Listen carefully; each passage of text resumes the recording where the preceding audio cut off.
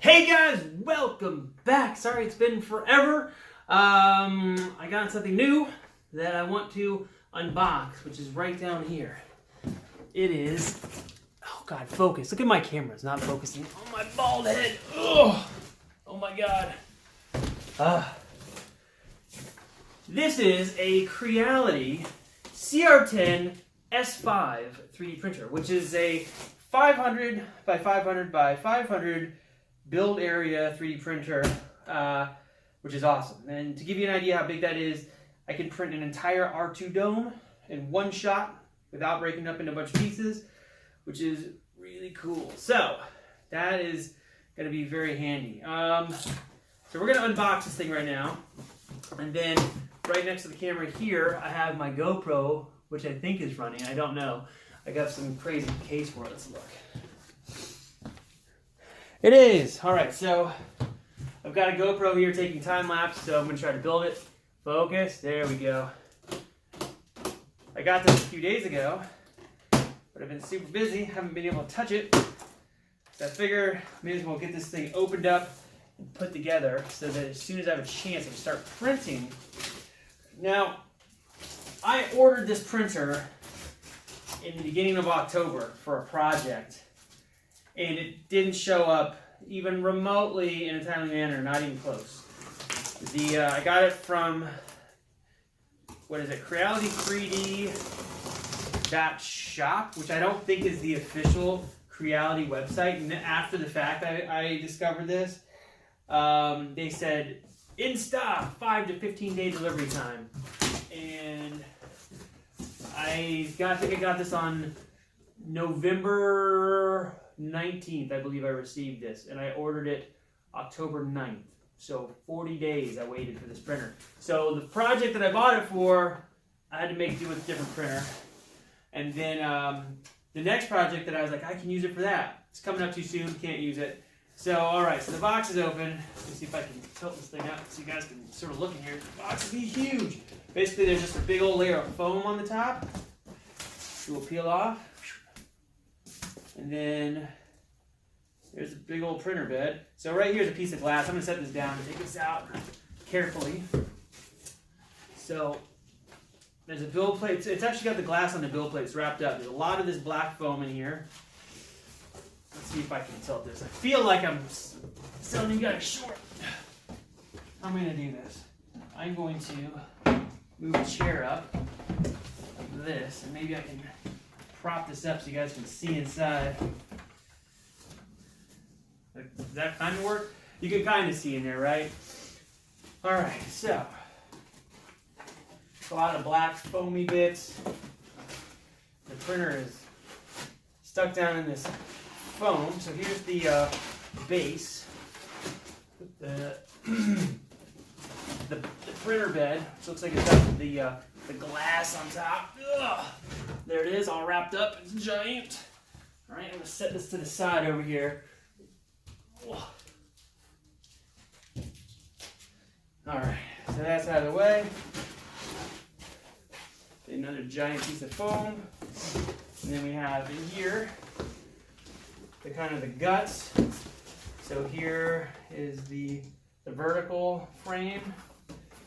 And in the middle we've got the control unit.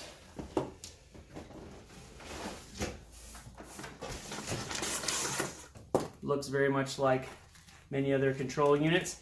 Now there's been plenty of videos doing unboxings of these, so if mine's not sufficient, I'll link to some other ones below. This printer isn't a brand new printer by a long shot. It's been out for a little while, and I watched a lot of people use them before I decided on one. And the Creality CR10 printers are very popular, and the CR10 is basically the same control box and basically all the same hardware, except not as big. So this is just like a giant version of that.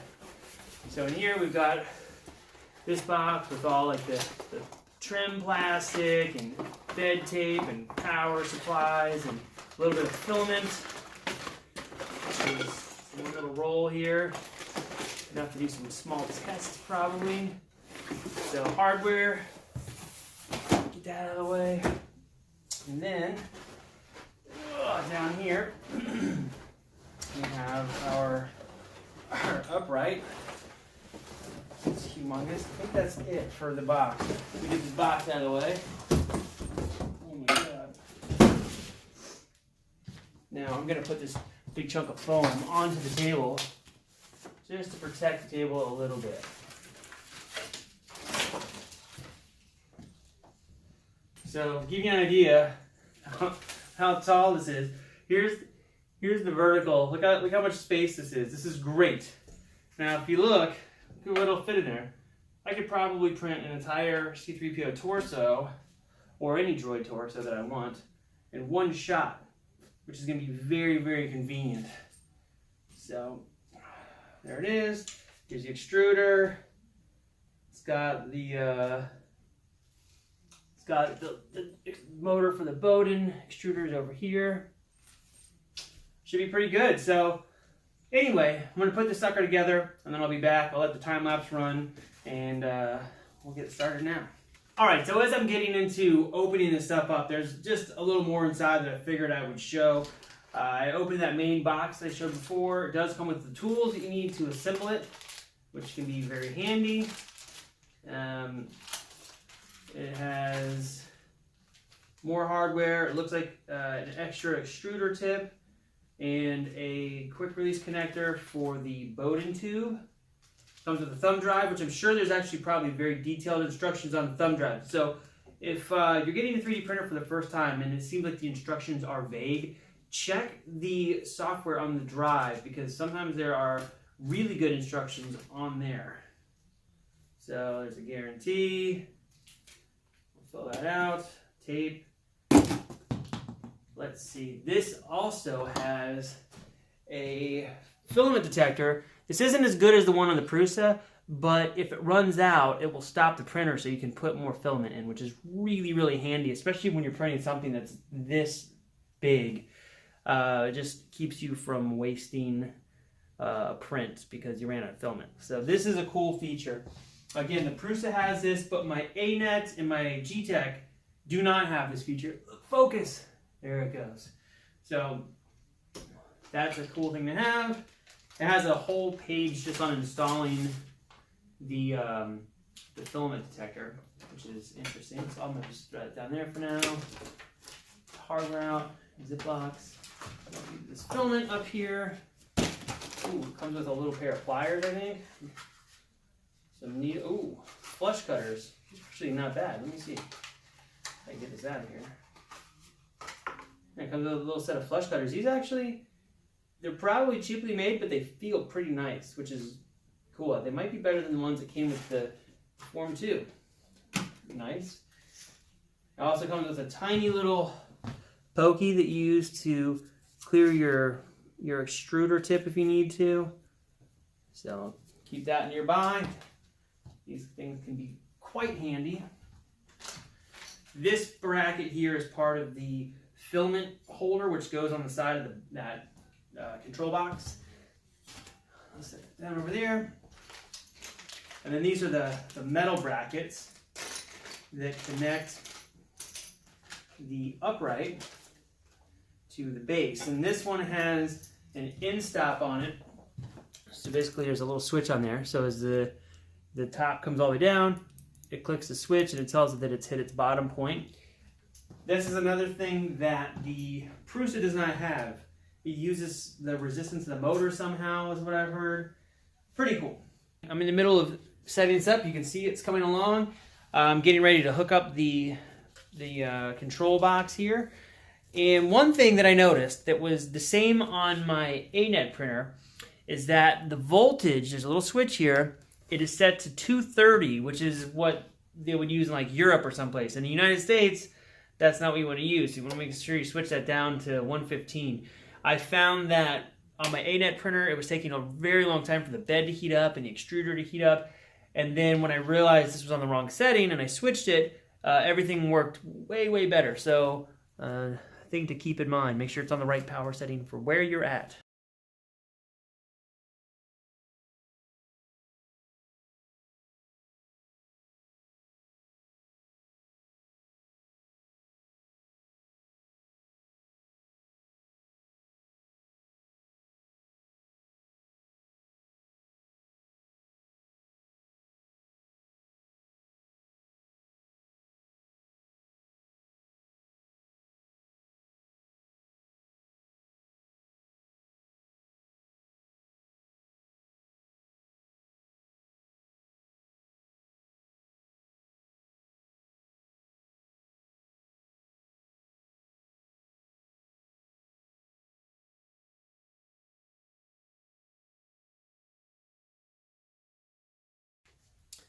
So the printer is basically assembled.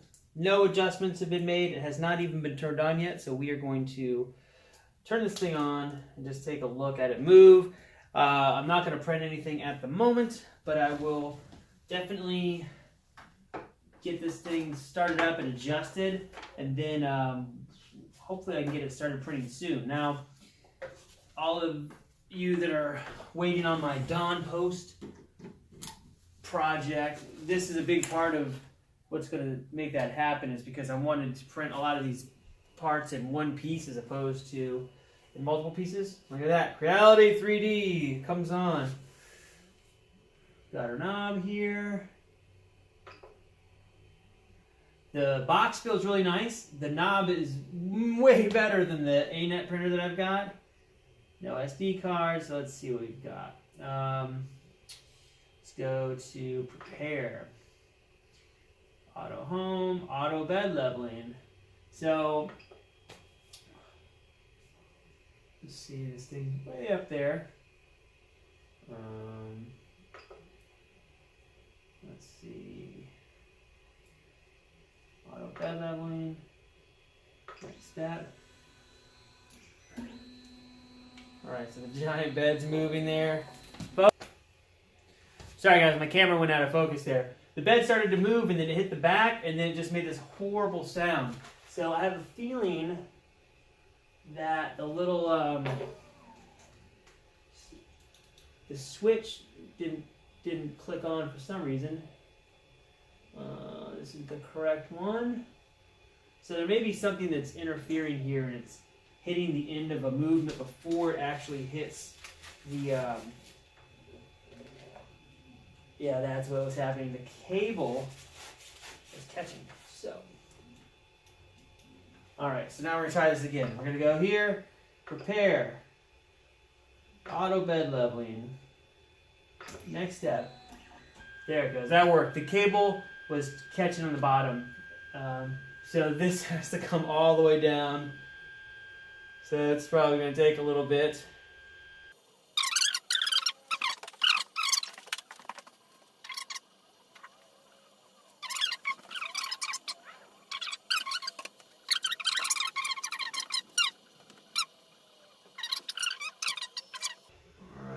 So, there's the bed.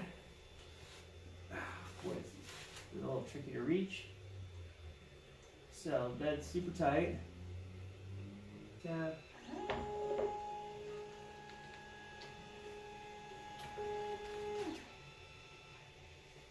Okay, so one thing I noticed is you got to make sure that the cables are not going to bind up. This thing travels so far. Well, the little knobs are hard to reach. They're way under here. Perfect leveling that I'm doing now. It's just a get it close kind of thing. Prepare.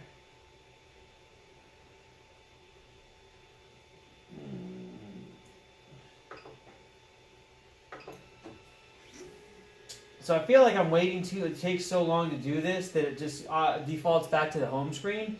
When I set up another CR10, it would stay here. By the time you went, it would still be on this thing. So you just hit next step, and it would stay. See, it just went back to the. I didn't even touch it just now. It went back to the home screen. So just because of the travel time. Now, I'm going to mention this right now before I forget. But with this printer, I'm going to do some tests with its current setup. But eventually, what is going to happen, look at that. See this cable snag. I gotta definitely figure out the cable management to make sure this thing doesn't catch. It's got a little holder right here to hold this cable, keep it from getting all tangled. I'm gonna take this printer and I'm gonna probably put maybe like a 0.8 millimeter nozzle on here and then print with really high layer heights, just so I can print big stuff relatively quickly, because most of the things I'm going to print that big aren't going to need 0.1 millimeter layer height or smaller. It's sort of ridiculous. And I've got 4 other printers right now, so I can put all the detailed smaller stuff on the Prusa, which prints fantastic. Anything medium sized I don't care about, I'll put on the ANET because it prints pretty fast. It's a little Needs a little tweak to get it to really print good, but it's actually doing a decent job making parts. Just has like some issues with textures I gotta figure out. All right, so let's see. Next step, we'll go to the middle. Let's see. Next step. To the middle. And looks really good. So some people with this printer have had it where the bed sags a little bit in the middle, but it looks to me, this one went right to like perfect level, which is really good. So excellent. I'm considering myself lucky right now because some people have to put tape on the bed in between just to kind of lift the middle just a hair. But that's really good. So anyway, here it is. It's set up, basically leveled. I'll get around to doing some prints in the next day or two, maybe some small ones tonight.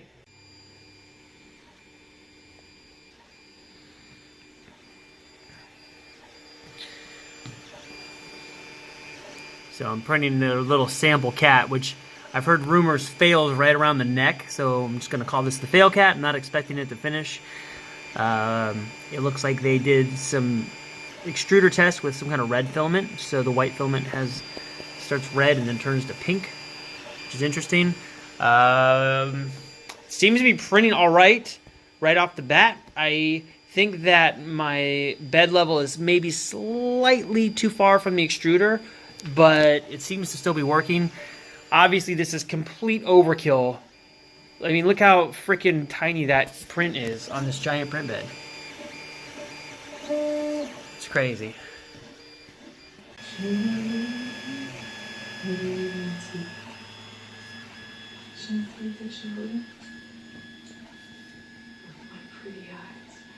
Alright, so I am doing a print here. Quick look. It is coming out pretty nice. You can definitely see a little bit of wobble on the front end of the print compared to the sides.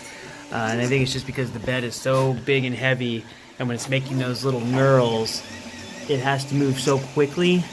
So I think if it's a detailed piece like this, you'd have to slow the print down quite a bit to get it to be really clean. I don't think this matters for what I'll be using this printer for, but just a note. Alright, so the print has finished. It's on the bed. You can see there's a little bit of waving in here, but nothing major. Set on 0.2 millimeter layer height, so it's pretty much like a draft setting. I don't think I'll ever print anything finer than this on this printer because I have other printers for that. But you can see the knurling detail came out good. And if you see, look at the sides here. You can see on the sides, it's pretty clean. On the front, it's got like a little bit of wobble, really subtle. And when it's printing this, it was going really fast. You know, the whole bed is going really quick, and this bed is giant. It's a big piece of glass, so you can imagine how heavy that is. The whole table was shaking. So typically stuff like this I would print on my Prusa, where it's a little more suited for this, but I think this is a pretty good test. So yeah, you can see the total overkill for that tiny piece. And even just to heat the bed up, because it heated up to 60 for this PLA, I don't think I'm going to make it print so hot as a standard thing. I'm going to go like 40 or maybe less. It took a long time to heat this big bed up. So if you're fighting with some cool air, that's, you know, something to consider. Also, a friend of mine sent me a link about how to insulate the bottom to help it heat up faster. And I think I'm going to do that to this printer for sure. So yeah, that's the very first actual print to come off of here.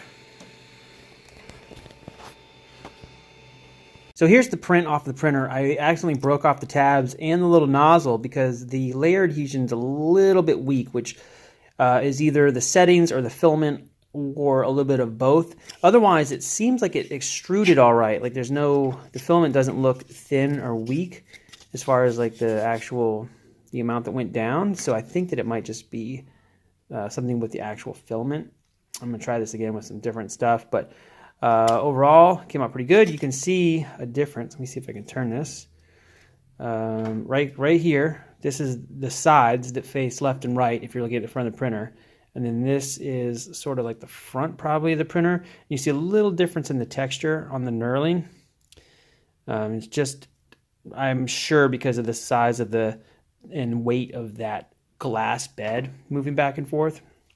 So anyway, first look, seems all right. I wonder how this stuff is brittle. Let me see. I don't know. Seems all right. Look how dirty my fingers are. Gross. Anyway, thanks for stopping by and watching this thing. If you have questions, let me know. As soon as I know how to answer them, I will. As of right now, I'm just kind of, I don't know, just figuring this out myself. So, yeah, thanks for stopping by. See you guys soon. Bye!